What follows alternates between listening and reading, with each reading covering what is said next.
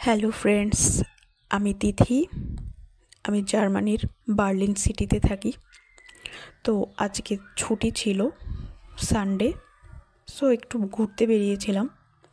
And এটা হচ্ছে Berlin central station.